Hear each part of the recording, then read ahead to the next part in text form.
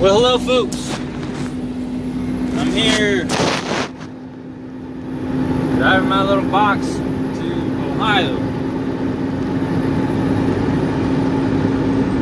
Yes, I'm talking to you again when it's dark and stuff. My apologies. But you see, when you're a good little slave, you gotta be a good little slave.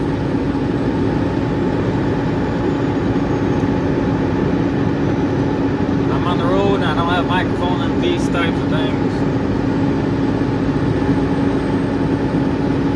Maybe sometime later in life.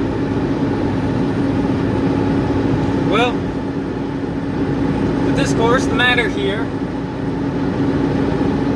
is the dwindling of facts, their relevance in society. If you see what's going on in any type of platform, I don't care if you're on Facebook, if you're on politics, if you're on science, if you're discussing evolution, if you're discussing the shape of the earth, if you're discussing health. I don't care if you're standing in someone's living room discussing their budget. I don't care if you're giving some friend advice. I don't care if it's about a girl. Whatever you're doing, if you're going to talk factual, you're going to be observant. If you're an astute observer of reality, you're going to be making enemies. You know, it don't matter how pure your heart is. If you're trying to get advice or something like that, if you want to push somebody away, you know, tell them what would help them out the most. If you're perceptive and wise enough to know, do something which is really, really beneficial for them. You know, I say these things because we're all being conditioned. You know, the personal sickness in our minds is coming out at this time and prepared for us, in which we're just growing in the petri dishes of social media and our personal interactions. It's the abhorrence of factual dialogue.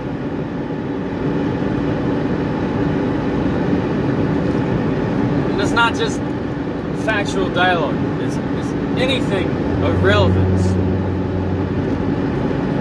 You know, it's statistics, it's the empirical method itself.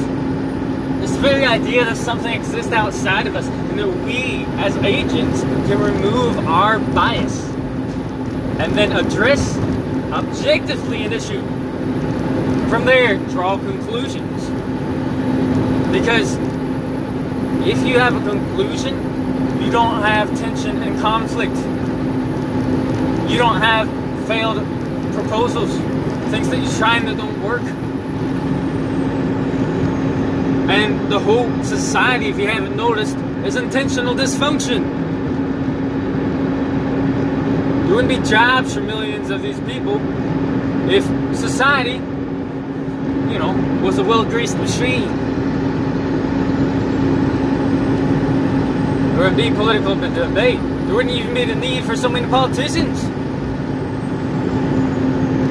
if there weren't so many issues. You know, if politicians actually looked at their job like a political science, and if we looked at policies by looking at like empirical data and stuff and went from that, there wouldn't be a debate. There'd be reason. There'd be action supported by reason.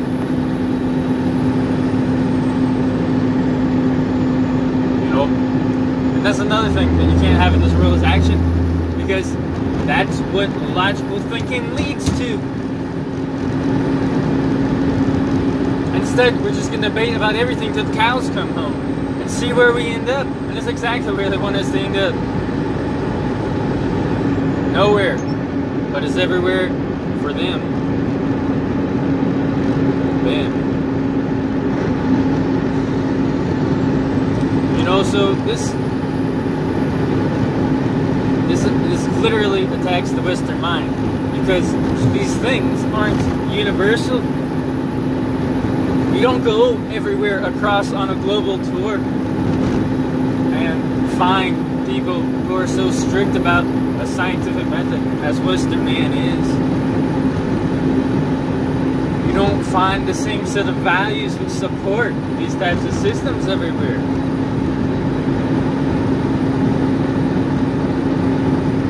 You know, no joke. There's a video clip out there I was watching about a university in Africa talking about how mathematics and science are white men things, and that if they want to fully decolonize the African states from American and Western influences, that they have to get rid of these things, or at least make them their own. But then they're like, how do we do that? Because it just is what it is. But that's not how they think. They're not in it. The same with the word in that perception.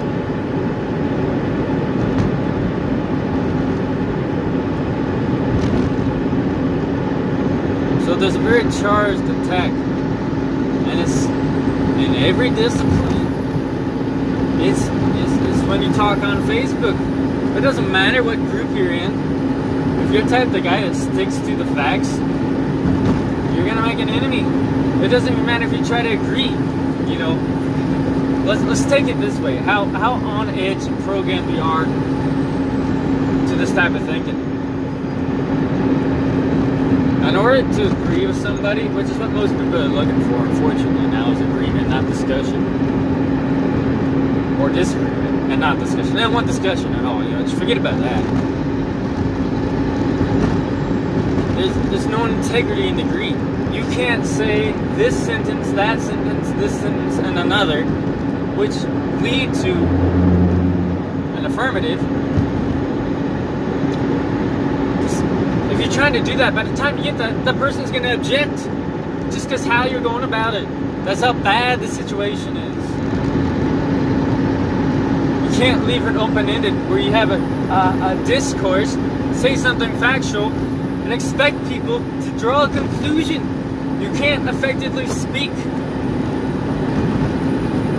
if this is drawn out of, and that's what it's trying to do. They're trying to get rid of everyone who does this. They're literally trying to rip out that characteristic from the world, that characteristic of the Western soul.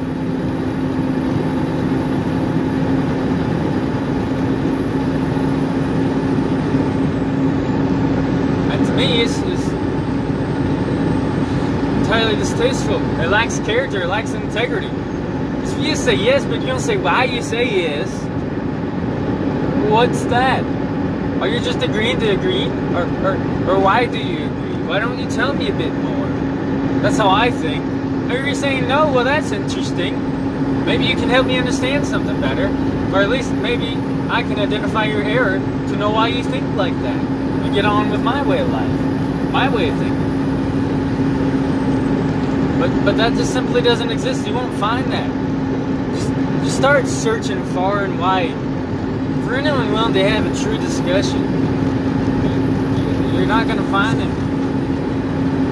Very few people will do that. And all these tools, all these parties, all these conflicts, all these tensions, these differences, everyone's becoming polarized to the point where it's just a mad cat fight. There's no sense anywhere.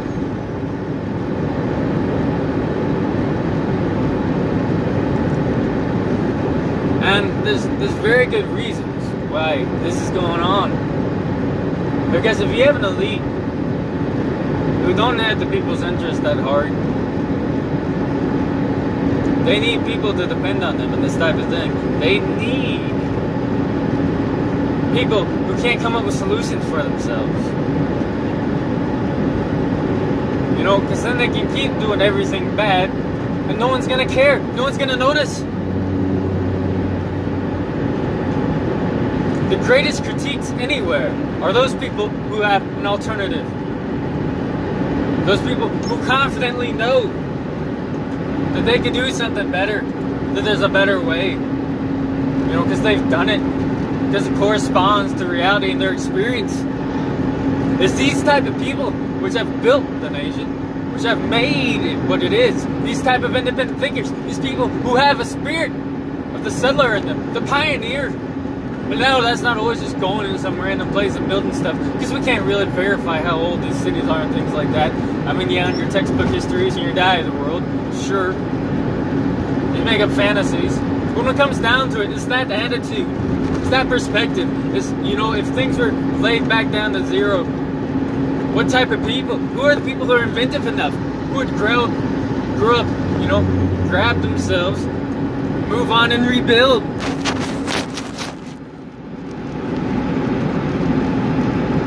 You know, this is just something to the mind. You know, I'm not necessarily endorsing industrialism and all this stuff, but it does have its place. In there's certain situations, there's extremely beneficial advantages. And, you know, yes, I'm driving a truck. I'm not going to these warehouses. I'm looking around. And the buildings themselves are something of marvels. Yeah, it's just a warehouse. You know, this thing's 150 feet tall. Or the roof spans this much without supports. You're looking from one end to the other. I mean, that's something. Yeah, unfortunately in this case, it's filled up with a bunch of milk protein and another bogus, you know, oxidized and destroyed food stuff.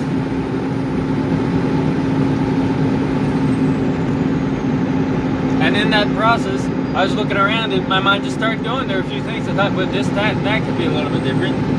You know, there's certain types of minds which are a bit more industrious, inventive, systematic. And when you have that, you know, you can still be your small little tradesman, or you can be your big factory. But you can do stuff is the point. And you can do it by thinking about it and doing it. You don't need like building codes or blueprints or plans. Like, yeah, you can come up with those, and of course you need to before you start a project, or if it's a big project. I mean, just throwing up a barn or something, heck, you can probably eyeball it if you're intelligent. That visual spatial intelligence, but it's not universal. But they're trying to breed this out because they want people who are both dependent and who don't demand a high standard of living with good quality things.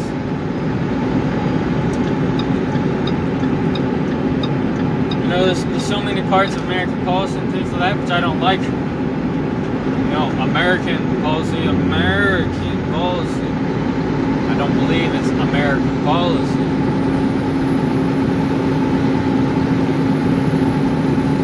You know, but I'm very, very glad to have been born where I am, to have the quality of life that I do, to have modern transportation, these types of things, and infrastructure. No, it's not the best. It's crippling, but still not bad overall.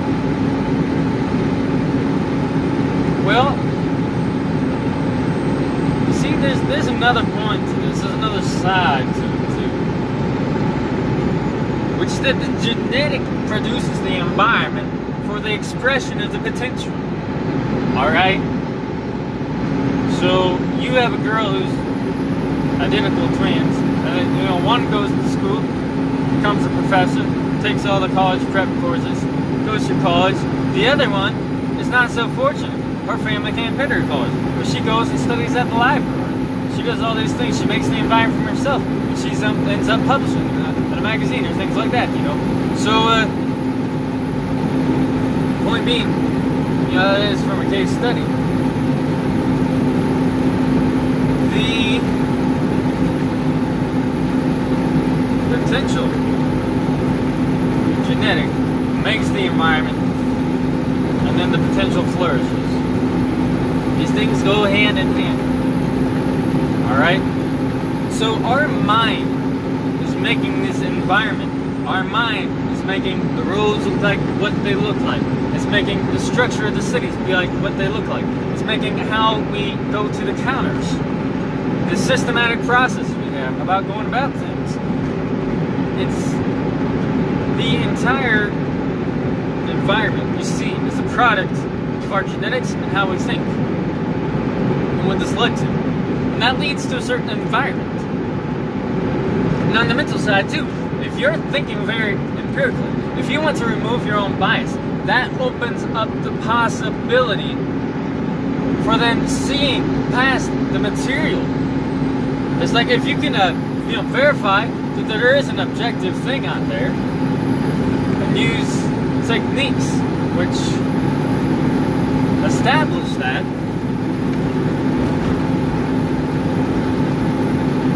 then you can look for other factors which may not be readily and physically detectable, say in the laboratory. At least that we currently do science.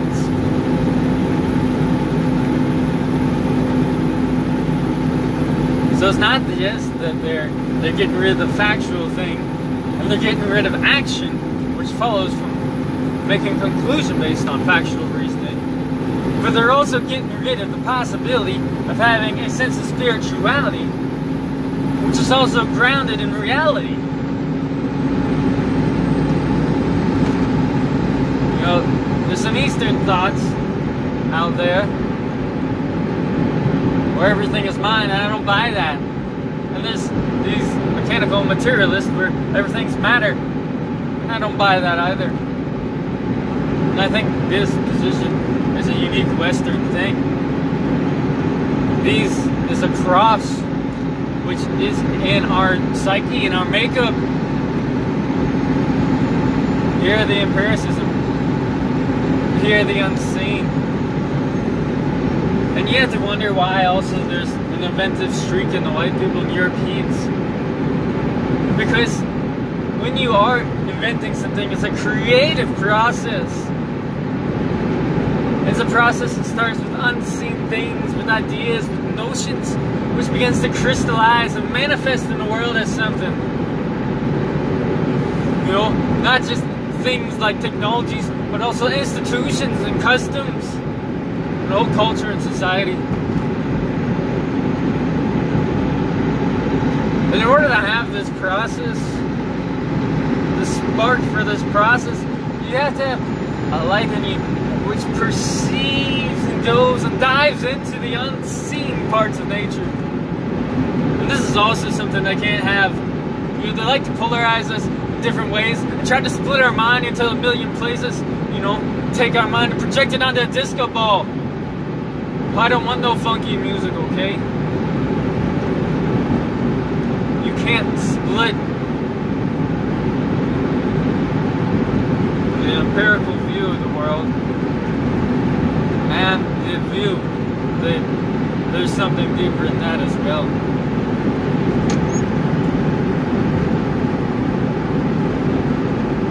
Because the more you study the world empirically, the more you get down to it, the more you see a guiding hand of intelligence. This is the same way with the energetic body too. Have you ever seen into somebody? You've seen the wheels turning the little levers and the gears? And have you ever realized and traced the thought that this had to be developed just like that, which led to that, which creates this problem next? The same type of logical thinking. The spiritual on one hand is unseen. It has physical manifestation. And that, to me, is the Spirit of God. That's how God must have thought when He made this place. And that's what runs through us. And that's what I see as being under attack. It's the balance. It's the creativity. You know, and while I do have this belief, which is, I would say, more than a belief in knowing that there is something outside of myself that is physical objects, fires, hot things, environment, I gotta watch out when I cross the street. There's something outside of the human factor, consciousness. However, the very true nature of reality, I think, escapes most of us.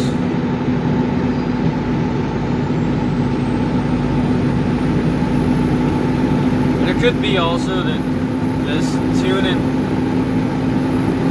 that we have into reality, that we can see its gears a bit, and that's our perception. This is not something that's just universal.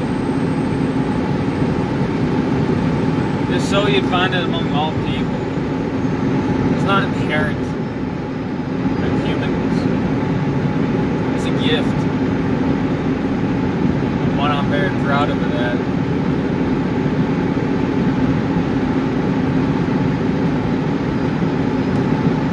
Well, we may be geared into reality in such a way that we actually affect it in such a way.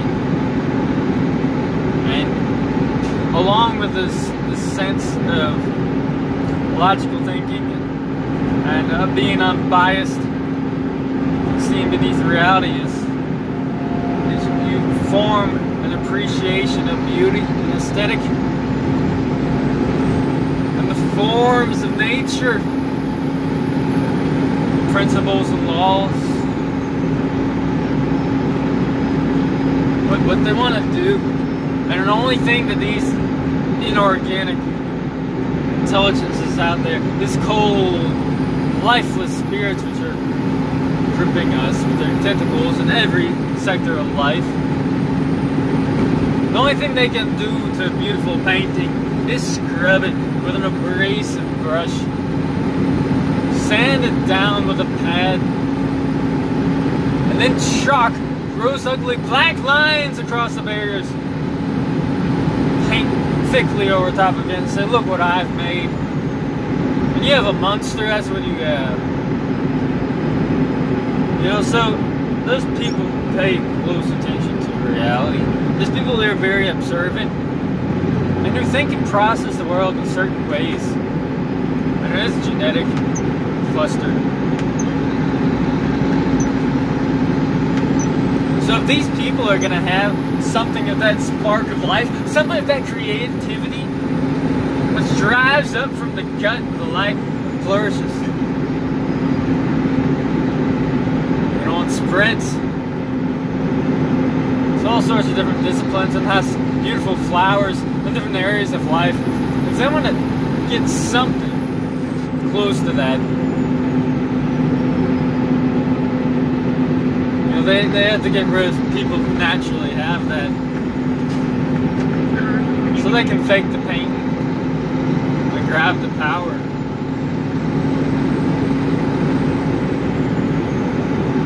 You know, that's how the reality is going to be changed.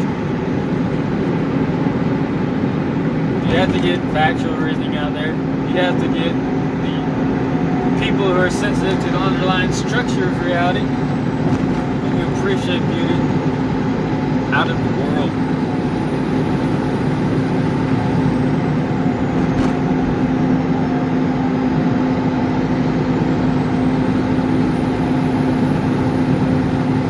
Literally, one lifeless people that do work for them. Alive enough to do things. Not alive enough to do what matters, to do what freedom requires.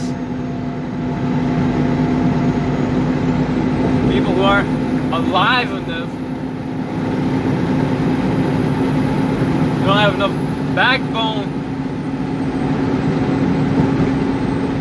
steadiness when they stand on the ground, to not fall for the type of gaslighting that they want to accomplish. You know, where everyone thinks the world is something where it isn't. Because there's people out there who are alive who can see. And these are people who are troublesome. These are the people who become political dissenters. These are people who cause trouble. These are people who invent new products which you have to suppress. These are people you have to make disappear. And people notice those things. So you gotta get rid of it. You gotta get rid of the problem. You know, it's people like me who are the problem right now. And their mind. But my mind isn't one to play the victim. My mind is one to study, to focus, to crystallize, and do what's needed.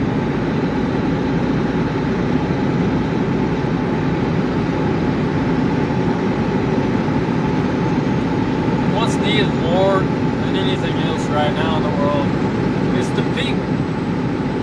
Wherever you find themselves, people need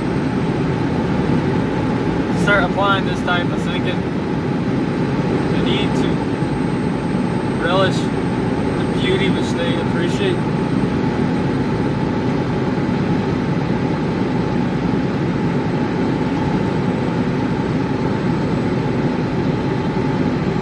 You know, because I don't take these things for granted.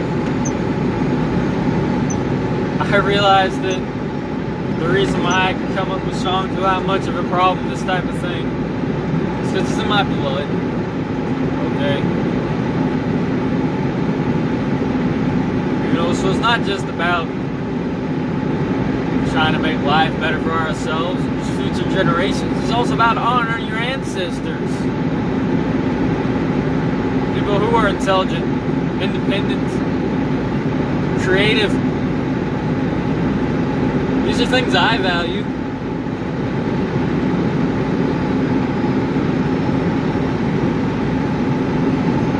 Well, anyway,